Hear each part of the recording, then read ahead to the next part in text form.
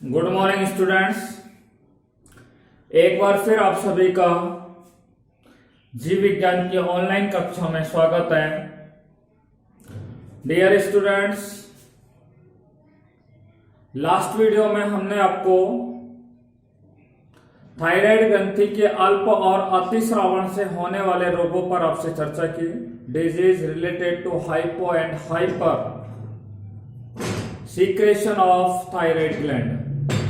हमने आपको थायराइड ग्रंथि के अल्प श्रावण के बारे में, अल्प श्रावण से होने वाले रोगों पर आपसे चर्चा की और आपको बताया कि थायराइड ग्रंथि के द्वारा स्रावित होने वाला थायरोक्सिन हार्मोन का जब मानव के शरीर में अल्प श्रावण होता है तो मानव के अंदर आपको मैंने बताया 4 प्रकार के रोग होते हैं। नंबर 1 जड़ वामनता रोग, नंबर 2 आवर्टो अल्पक्रियता या जिसे मिक्सिडीमा रोग के नाम से जानते हैं। तीसरा मैंने आपको बताया था गाइटर या जिसे गलगंड या घेंगा रोग के नाम से जानते हैं। और चौथा जो रोग है जिसे हाशिमोटो रोग के नाम से जाना जाता है। जड़ वामनता रोग के बारे में मैंने आपको बताया जब मनुष्य के अंदर, ठीक है, जब मनुष्य के अंदर खास तौर से जो छोटे बच्चे होते हैं, ठीक है, छोटे बच्चों के अंदर यानी कि जब बचपन में होते हैं बच्चे लगभग 7-8 साल के लगभग, तो छोटे यानी कि बच्चों के अंदर जब थायरोक्सिन हार्मोन का अल्प मात्रा में स्रावण होता है तो मनुष्य के अंदर आधारीय उपापचयी दर या उन बच्चों के अंदर आधारीय उपापचयी दर कैसी हो जाती है, कम हो जाती है, जिसके फलस्वरूप उन बच्चों की शारीरिक और मानसिक क्रियाएं कैसी हो जाती है, मंद हो जाती है। शारीरिक और मानसिक क्रिया के साथ साथ उनकी वृद्धि भी कैसी हो जाती है, धीमी हो जाती है, मंद हो जाती है। उनके जननांग कैसे होते हैं, कम विकसित होते हैं। वो बच्चे कैसे हो जाते हैं, बंद हो जाते हैं, ठीक है। दूसरा मैंने आपको बताया था मिक्सिडीमा रोग जिसे आउटो अल्पक्रियता रोग के नाम से जाना जाता है। जब प्रौढ़ अवस्था के अंदर, खासतौर से जब मनुष्य युवा अवस्था में होता है, अडल्ट अवस्था में होता है, तो उस दौरान जब थायरोक्सिन हार्मोन का यदि कम मात्रा में स्राव होता है तो मनुष्य में जड़ वामनता रोग होने के साथ साथ उसके अंदर त्वचा जो होती है वो मोटी हो जाती है, त्वचा पीली पड़ जाती है।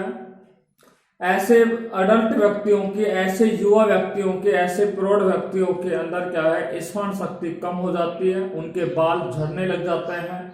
इसके अलावा मैंने आपको बताया कि उनके अंदर जो जनन क्षमता होती है उसके अंदर क्या आ जाती है, कमी आ जाती है। ये लक्षण देखने के लिए हमें किस में मिलते हैं, मिक्सिडीमा रोग के अंदर मिलते हैं। तीसरा प्रकार का जो रोग है जिसके बारे में मैंने आपसे चर्चा की थी, जिसका नाम था गाइटर डिजीज, जिसे हम क्या बोलते हैं, गाइटर डिजीज, जिसे गलगंड या घेंगा रोग के नाम से जाना जाता है। पहाड़ी क्षेत्रों में जो लोग रहते हैं उनके अंदर सर्वाधिक रूप से गलगंड या घेंगा रोग होता है, क्योंकि वहां के जल के अंदर आयोडीन का अभाव होता है, ठीक है। ऐसी स्थिति में उनकी थायराइड ग्रंथि क्या हो जाती है, फूल जाती है, जिसके कारण उनका गले में क्या आ जाती है, सूजन आ जाती है, गला भी क्या हो जाता है, फूल जाता है, जिस रोग को गलगंड या घेंगा रोग कहते हैं। मैंने आपको बताया कि थायराइड ग्रंथि के अल्प श्रावण होने पर उसका उपचार करने के लिए मनुष्य को आयोडीन युक्त भोजन का क्या करना चाहिए, सेवन करना चाहिए। यानी कि थायराइड ग्रंथि के द्वारा स्रावित होने वाला थायरोक्सिन हार्मोन का यदि अल्प मात्रा में श्रावण हो तो उसका निवारण करने के लिए, उसका उपचार करने के लिए मनुष्य को आयोडीन युक्त भोजन का सर्वाधिक रूप से क्या करना चाहिए, सेवन करना चाहिए। अतिश्रावण के बारे में मैंने आपको बताया था कि मनुष्य के अंदर अतिश्रावण जब होता है, यानी कि जब मनुष्य के अंदर थायराइड ग्रंथि के द्वारा स्रावित होने वाला थायरोक्सिन हार्मोन का अधिक मात्रा में स्राव होता है, तो ऐसी स्थिति में मनुष्य के अंदर 3 प्रकार के रोग होते हैं।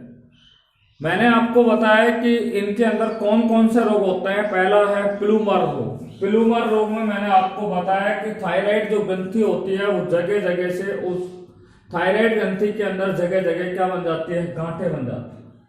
दूसरा मैंने आपको बताया था ग्रेवी रोग। ग्रेवी रोग के अंदर क्या है कि थायराइड ग्रंथि क्या हो जाती है, फूल जाती है, और थायराइड ग्रंथि के फूलने की अवस्था को क्या कहा जाता है, ग्रेवी रोग के नाम से जाना जाता है। तीसरा मैंने आपको बताया था नेत्रोन संधि रोग। नेत्रोन संधि रोग के अंदर जब मनुष्य के अंदर थायरोक्सिन हार्मोन की मात्रा अधिक हो जाती है तो उस मनुष्य में आधारी उपापचय दर कैसी हो जाती है, अधिक हो जाती है। आधारी उपापचय दर अधिक होने पर ऐसे मनुष्यों की आंखें क्या होती है, बाहर की ओर निकली हुई दिखाई देती है और उनकी आंखें हमें ऐसे प्रतीत होती है जैसे वो किसी व्यक्ति को घूरते हुए क्या है, देख रही हो, घूर करके निहार रही हो, ऐसा हमें देखने के लिए मिलता है। ठीक है, देखिए आज जो हम आपसे चर्चा करेंगे वो है पैराथायराइड ग्रंथि। Dear student, today we are going to discuss about parathyroid gland. Okay,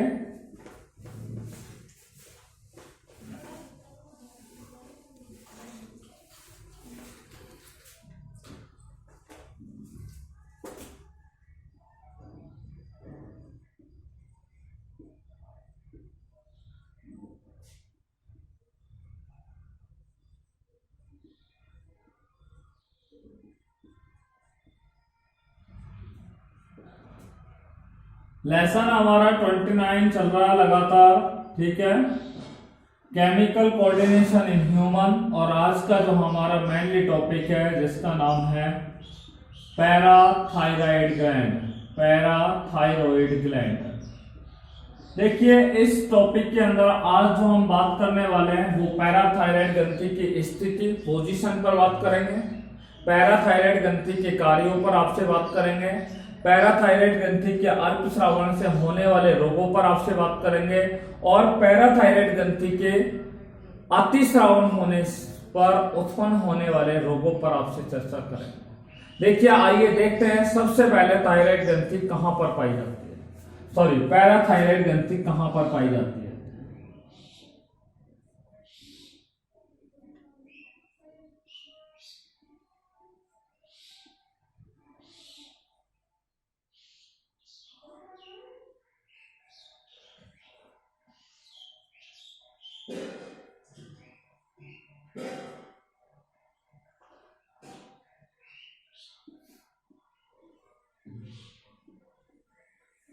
मैंने आपको बताया कि ये थायराइड ग्रंथि होती है।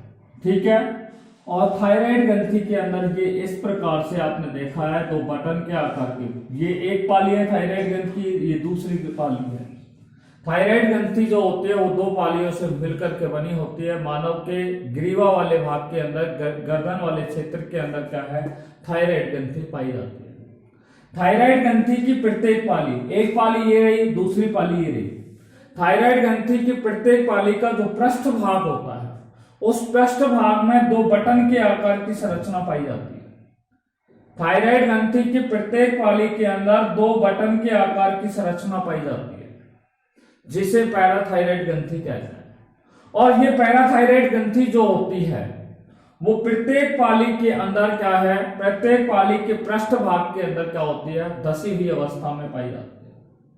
पैराथायराइड ग्रंथि जो होती है वो थायराइड ग्रंथि की प्रत्येक पाली के अंदर, पाली के प्रत्येक, थायराइड ग्रंथि की प्रत्येक पाली के अंदर, ठीक है, प्रत्येक पाली के पृष्ठ भाग पर कैसी होती है, धसी हुई अवस्था के रूप में क्या है, पाई जाती है। इनका रंग कैसा होता है, लाल रंग होता है, रेड इन कलर होता है। कैसा रंग होता है, लाल रंग होता है।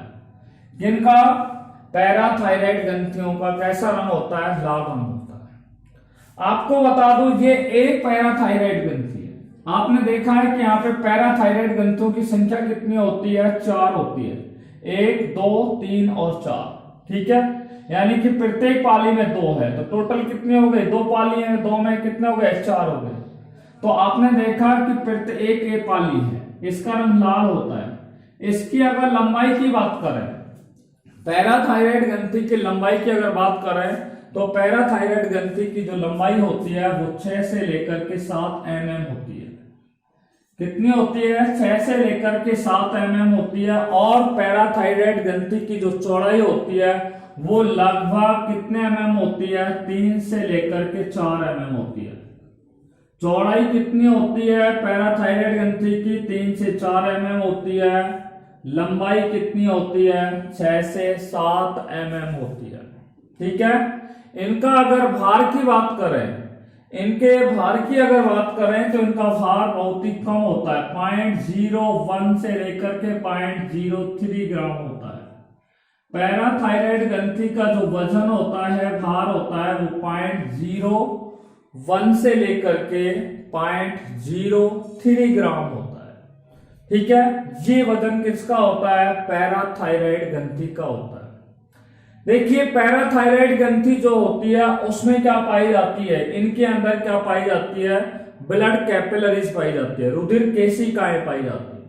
और पैराथायराइड ग्रंथि के अंदर रुधिर केशिकाएं जो होती हैं वो ग्रंथिल कोशिकाओं के पिंडों के मध्य में क्या है? पाई जाती है।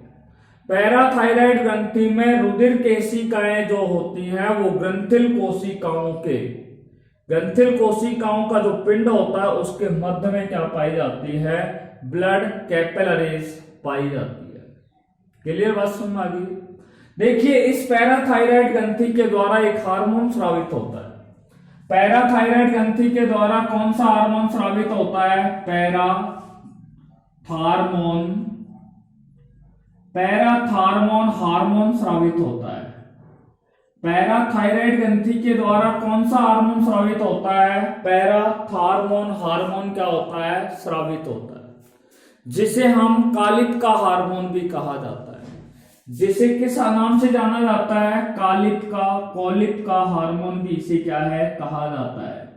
कौन सा हार्मोन कहा जाता है? कोलित का हार्मोन भी उसे क्या है? कहा जाता है। बात समझ में आ गई होगी कि पैराथायराइड जो ग्रंथि होती है वो थायराइड ग्रंथि की प्रत्येक पाली के पृष्ठभाग के अंदर क्या होती है? धसी हुई होती है। इनकी प्रत्येक पाली के अंदर दो क्या पाई जाती है? बटन के आकार की संरचना के रूप में पैराथायराइड ग्रंथि पाई जाती है। ठीक है, आपको मैंने बताया कि इनका रंग कैसा होता है? लाल होता है। लंबाई 6 से 7 mm होती है, चौड़ाई 3 से 4 mm होती है। इनका वजन बहुत ही कम होता है, 0.01 से लेकर के 0.03 ग्राम होता है। इस पैराथायराइड ग्रंथि के द्वारा पैराथार्मोन हार्मोन स्रावित होता है, जिसे कालित का हार्मोन भी कहा जाता है। अब देखिए हम बात करते हैं कि भाई पैराथायराइड जो ग्रंथि होती है उसके क्या कार्य है। What is the functions of parathyroid gland? आइए बात करते हैं पैराथायराइड ग्रंथि के कार्यों के बारे में। नेक्स्ट टॉपिक है हमारा पैराथायराइड ग्रंथि के कार्य।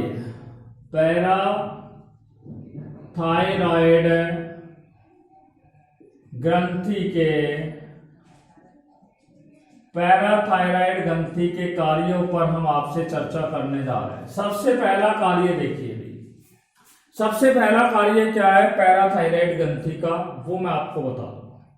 देखिए पैराथायराइड जो ग्रंथि होती है वो विटामिन डी के निर्माण में क्या होती है? सहायक होती है।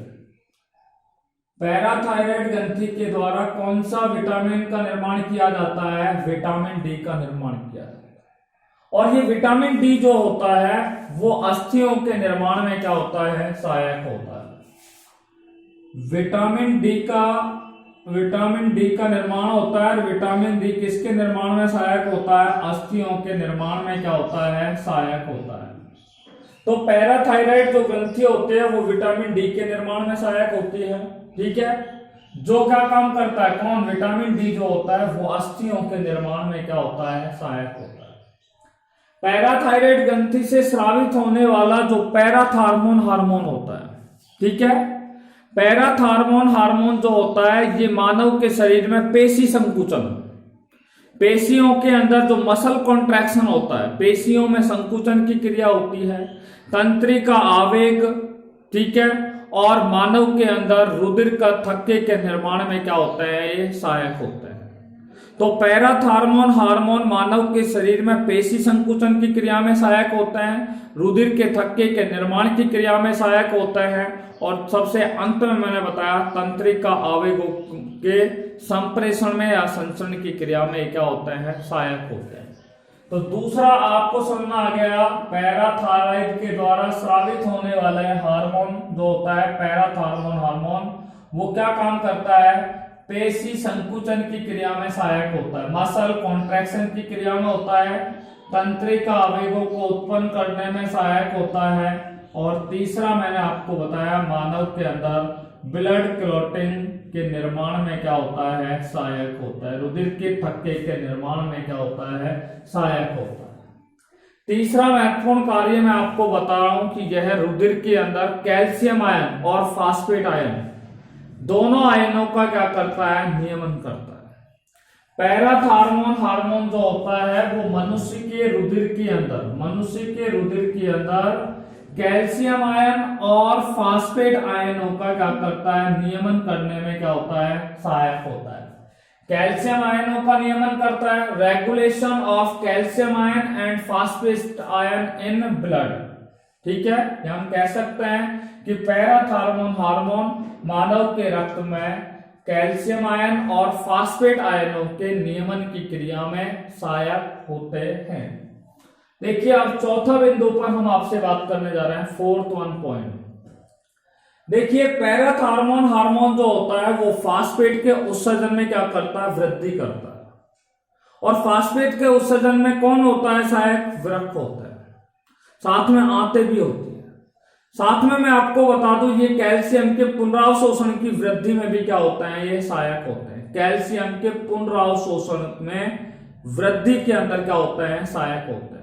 अर्थात पैराथार्मोन हार्मोन जो होता है वो फास्फेट के उत्सर्जन में, फास्फेट के तो उत्सर्जन में सहायक होता है। पैराथार्मोन हार्मोन फास्फेट के तो उत्सर्जन में सहायक होता है और कैल्शियम आयनों के पुनरावशोषण की क्रिया में क्या होता है, सहायक होता है। पुनरावशोषण की क्रिया में क्या होता है, सहायक होता है।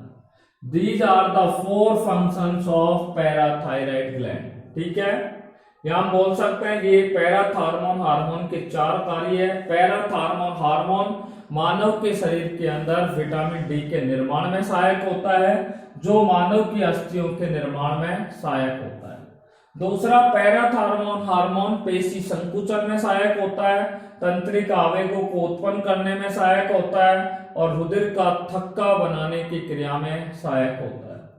तीसरा मैंने बताया कि पैराथार्मोन हार्मोन मानव के रक्त में कैल्शियम आयन और फास्फेट आयनों के नियमन की क्रिया में सहायक होता है। चौथा कार्य मैंने बताया कि पैराथार्मोन हार्मोन मानव के अंदर फास्फेट आयनों के उत्सर्जन में सहायक होता है और कैल्शियम आयनों के पुनरावशोषण की क्रिया में क्या होता है, सहायक होता है। देखिए पैराथायराइड ग्रंथि की कार्य आप समझ में आ गई होगी। अब हम बात करते हैं पैराथायराइड ग्रंथि के अल्पस्रावन से होने वाले रोग। ठीक है, disease related to hyposecretion of parathyroid gland. तो पैराथायराइड ग्रंथि से होने वाले रोग।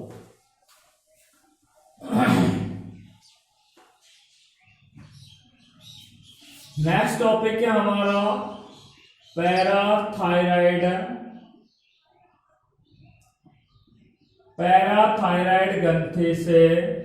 ग्रंथि के अल्पस्रावन से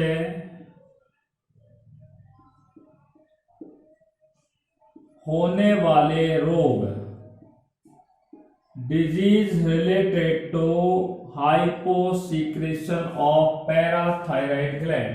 ठीक है, पहला हम पॉइंट बात करेंगे पहले रोग को, जिसको बोलते हैं हाइपोकैल्सेमिक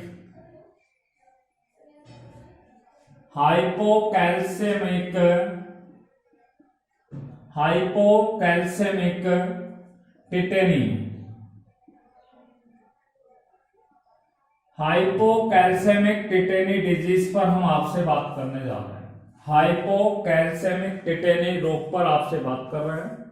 देखिए हाइपोकैल्सेमिक टिटेनी रोग कैसे होता है, जब हम लोग बाल अवस्था में होते हैं। ठीक है, तो बाल अवस्था में क्या होता है, बाल अवस्था में मुख्य रूप से ये हाइपोकैल्सेमिक टिटेनी रोग होता है। ठीक है, और बाल अवस्था में क्या होता है कि पैराथार्मोन हार्मोन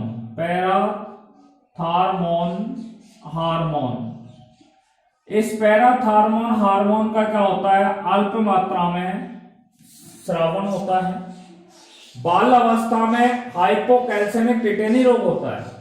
और मैंने आपको बताया कि बाल अवस्था में पैराथार्मोन हार्मोन का स्रावन कैसे होता है, कम होता है। पैराथार्मोन हार्मोन का जब स्रावन कम होता है तो मनुष्य के रुधिर के अंदर, मनुष्य का जो रुधिर होता है उस रुधिर के अंदर कैल्शियम आयनों की मात्रा कैसी हो जाती है, कम हो जाती है। कैल्शियम आयनों की मात्रा कैसी हो जाती है, कम हो जाती है। और फास्फेट आयनों की मात्रा कैसी हो जाती है, अधिक हो जाती है। कैल्शियम आयनों की मात्रा कम हो जाती है और फास्फेट आयनों की मात्रा कैसी हो जाती है, अधिक हो जाती है। ठीक है, कैल्शियम आयनों की मात्रा कम होती है, फास्फेट आयनों की मात्रा कम हो जाती है, जिससे क्या होता है कि बाल अवस्था में तंत्रिका और पेशी क्रियाओं में क्या होती है, वृद्धि होती है। तंत्रिकाओं की क्रियाओं में वृद्धि होती है, पेशी क्रियाओं में क्या होती है, वृद्धि होती है, जिससे उन बाल अवस्था के जो बच्चे होते हैं या बाल अवस्था में मानव की मांसपेशियों में जकड़न उत्पन्न हो जाती है और जकड़न के साथ साथ उनमें ऐंठन के दौर क्या है, पड़ने लग जाते हैं। ऐंठन के क्या पड़ने लगते हैं, दौर पड़ने लगते हैं, जिस रोग को हाइपोकैल्सेमिक टिटेनी रोग के नाम से उसे जाना जाता है। हाइपोकैल्सेमिक टिटेनी रोग आपके समझ में आ गया होगा। एक बार फिर रिपीट कर रहे हैं कि हाइपोकैल्सेमिक टिटेनी रोग बाल अवस्था में होता है। आपको बताया कि पैराथायराइड ग्रंथि के जब अल्प मात्रा में स्रावन होता है तो पैराथार्मोन हार्मोन का कम स्राव होता है, या हम सीधे शब्दों में कहें कि पैराथार्मोन हार्मोन का स्रावन जब बाल अवस्था में कम होता है तो रक्त में, ठीक है, कैल्शियम आयनों की मात्रा कम हो जाती है, फास्फेट आयनों की मात्रा अधिक हो जाती है, जिससे उन बाल अवस्था के बच्चों के अंदर तंत्रिकीय और पेशीय क्रियाएं जो होती है, तंत्रिकीय क्रियाएं और पेशीय क्रियाओं में वृद्धि हो जाती है और उन बच्चों की मांसपेशियों में क्या उत्पन्न होने लगती है, जकड़न पैदा हो जाती है। साथ में क्या होते हैं, ऐंठन के जो दौर होते हैं वो क्या है, पड़ने लग जाते हैं, जिस रोग को कौन सा रोग कहा जाता है, हाइपोकैल्सेमिक टिटेनी रोग कहा जाता है। देखिए ये एक रोग है पैराथायराइड ग्रंथि के अल्प स्रावन से होने वाला रोग। अब हम बात कर रहे हैं कि भाई पैराथायराइड ग्रंथि के अतिस्रावन से होने वाले रोगों पर आपसे बात कर रहे हैं। किस पर बात कर रहे हैं, पैराथायराइड ग्रंथि के अतिस्रावन से होने वाले रोग। Disease related to hyper secretion of parathyroid gland, और यहां पर हम बात करेंगे हाइपर कैल्सेमिक डिजीज पर। किस पर बात कर रहे हैं, हाइपर कैल्सेमिक डिजीज पर या कैल्सेमिक रोग पर हम आपसे क्या करने जा रहे हैं, बात करने जा रहे हैं। तो पहला रोग है हाइपर कैल्सेमिक रोग, ठीक है, या इसे हाइपर कैल्सेमिया रोग के नाम से भी इसे क्या है, जाना जाता है। देखिए हाइपर कैल्सेमिया रोग कब होता है, कैसे होता है, इस पर हम बात कर रहे हैं। देखिए हाइपर कैल्सेमिक जो रोग होता है इसमें क्या होता है कि मनुष्य के शरीर के अंदर, मानव के शरीर के अंदर जब पैराथार्मोन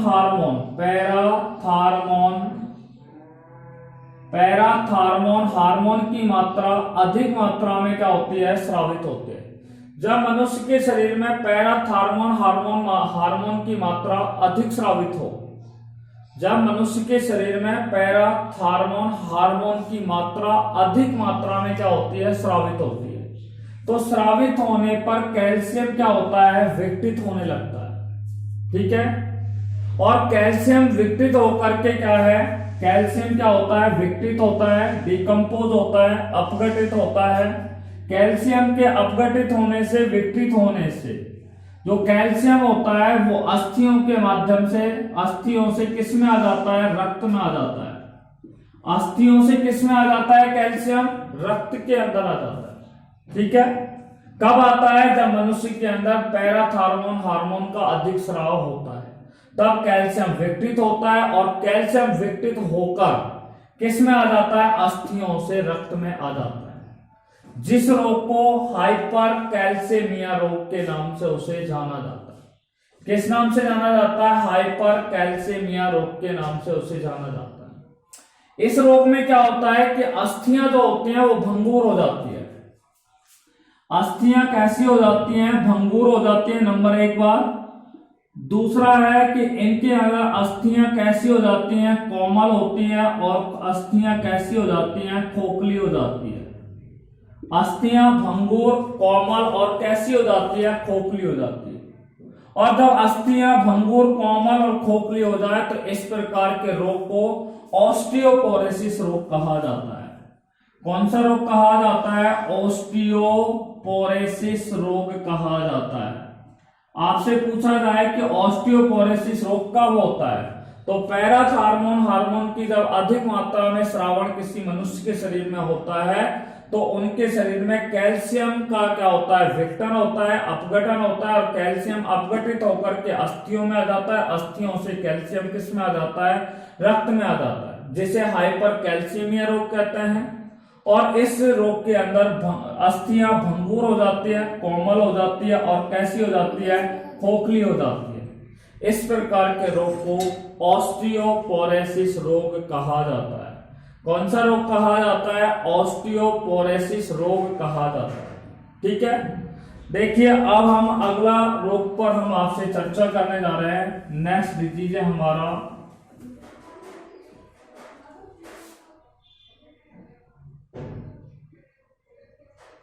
दूसरा जो रोग है उसे बोलते हैं संपुटी तंतुमय अस्थि विकृता। संपुटी तंतुमय अस्थि विकृता या विकृत। ठीक है, संपुटी तंतुमय अस्थि विकृत रोग के बारे में हम बात करते हैं। ऑस्टिलिस फाइब्रोलिस सिस्टिका रोग के नाम से इसे क्या है? जाना जाता है। मैं लिख देता हूं इंग्लिश में, ऑस्टिलिस फाइब्रोलिस, ठीक है, सिस्टिका डिजीज। संपुटी तंतुमय अस्थि विकृत रोग जिसको ऑस्टिलिस फाइब्रोलिस सिस्टिका डिजीज के नाम से जाना जाता है। देखिए इस रोग के अंदर क्या होता है कि मानव के अंदर जब पैराथार्मोन हार्मोन का अधिक मात्रा में क्या होता है? स्रावन होता है। जब मनुष्य के शरीर में पैराथार्मोन हार्मोन का अधिक मात्रा में क्या हो जाता है? स्रावन हो जाता है। जब अधिक मात्रा में स्रावन होता है तो मैंने अभी आपको बताया था कि कैल्शियम क्या होता है? विघटित होगा। कैल्शियम विघटित होगा और कैल्शियम जब विघटित होगा तो मैंने बताया कैल्शियम जो होता है वो अस्थियों से किस में आ जाता है? अस्थियों से कैल्शियम किस में आ जाता है? रक्त में आ जाता है। कैल्शियम जो होता है वो अस्थियों से किस में आ जाता है? रक्त में आ जाता है। ठीक है, अब रक्त में आ गए, यहां तक बात बिल्कुल अच्छी बात है। अब अस्थियों से जो कैल्शियम होता है वो किस में आ गया है? रक्त में आ गया है। और रक्त में आने के पश्चात रक्त में क्या होता है? प्लाज्मा होता है। भाई रक्त का रासायनिक संगठन आपने पढ़ा है कि भाई रक्त जो होता है उसके मुख्य रूप से 2 भाग होते हैं। एक होता है प्लाज्मा, दूसरा होता है रुधिर कणिका। तो रक्त में जो प्लाज्मा होता है उस प्लाज्मा में कैल्शियम का स्तर क्या होता है? बढ़ने लगता है। प्लाज्मा में क्या होता है? कैल्शियम का जो लेवल होता है, स्तर होता है, वो बढ़ने लगता है। प्लाज्मा में कैल्शियम का लेवल जो होता है, स्तर होता है, वो बढ़ जाता है। जब प्लाज्मा में कैल्शियम का लेवल बढ़ जाता है तो शरीर के अंदर जो कोमल ऊतक होते हैं उन कोमल ऊतकों में कैल्शियम क्या हो जाता है? जमा हो जाता है। ठीक है, जिसे हम कैल्सिफिकेशन भी कह सकते हैं। जिसे क्या कह सकते हैं? कैल्सिफिकेशन हो जाता है। तो प्लाज्मा में कैल्शियम का जब स्तर बढ़ जाता है तो शरीर के जो कोमल ऊतक होते हैं उन कोमल ऊतकों में कैल्शियम जमा हो जाता है या शरीर के कोमल ऊतकों के अंदर कैल्सिफिकेशन हो जाता है। और जब कैल्सिफिकेशन हो जाता है तो ऐसी स्थिति में मनुष्य के अंदर मूत्र की मात्रा क्या हो जाती है? बढ़ जाती है। मूत्र की मात्रा क्या हो जाती है? बढ़ जाती है। और वृक्क के अंदर क्या हो जाती है? पथरी हो जाती है। मूत्र की मात्रा बढ़ जाती है और वृक्कों में क्या हो जाती है? पथरी बन जाती है। वृक्कों में क्या बन जाती है, किडनी के अंदर क्या बन जाती है, पथरी का क्या हो जाता है, निर्माण हो जाता है।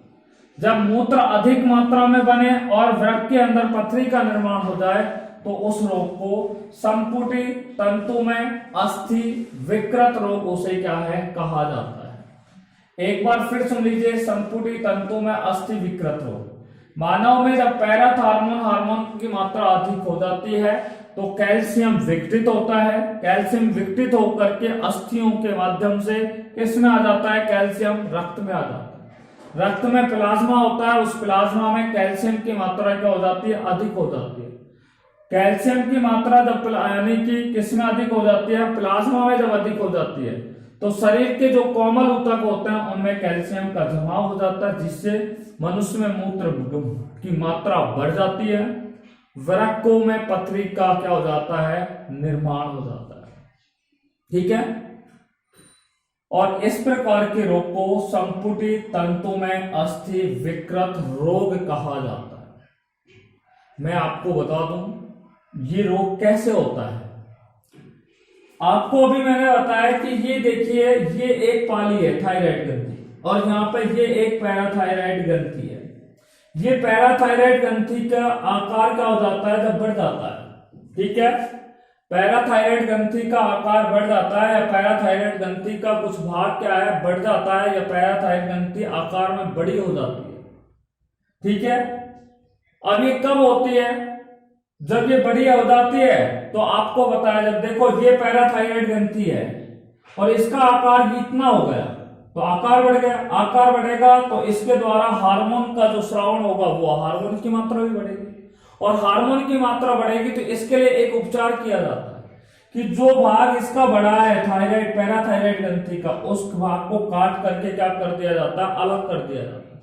जो बड़ा हुआ भाग है, ठीक है, उसको काट करके उसके क्या किया जाता है, इस रोग का उपचार किया जा सकता है। इतना घुमा करके नहीं कहे तो हम सीधे शब्दों में कह सकते हैं कि अतिस्रावण के उपचार के लिए, पैराथार्मोन के अतिस्रावण का उपचार के लिए पैराथायराइड ग्रंथि का जो बड़ा हुआ भाग होता है उस बड़े हुए भाग को काट करके क्या कर दिया जाता है, हटा दिया जाता है। बात समझ आ गई। तो अब तक हमने जो बातें की हैं वो पैराथायराइड ग्रंथि की स्थिति पर बात की है, पैराथायराइड ग्रंथि के कार्यों पर चर्चा की है, पैराथायराइड ग्रंथि के अल्पस्रावण से होने वाला एक रोग पड़ा है जिसका नाम मैंने बताया हाइपोकैल्सेमिक टिटेनी रोग, और दूसरा हमने आपको बताया है कि पैराथार्मोन हार्मोन के अतिस्रावण से मानव के शरीर में होने वाले रोगों पर चर्चा की, जिसमें पहला रोग था हाइपर कैल्सेमिया डिजीज और दूसरा रोग था जो मैंने बोला ओस्टेलिस फाइब्रोसा सिस्टिका डिजीज, जिसे संपुटी तंतु में अस्थि विकृत रोग के नाम से उसे जाना जाता है। इसी के साथ पैराथायराइड ग्रंथि समाप्त हुई। नेक्स्ट वीडियो में हम थाइमस ग्रंथि और पीनियल ग्रंथि पर आपसे क्या करेंगे, चर्चा करेंगे। Till then take care bye corona, be safe, be happy, thanks very much.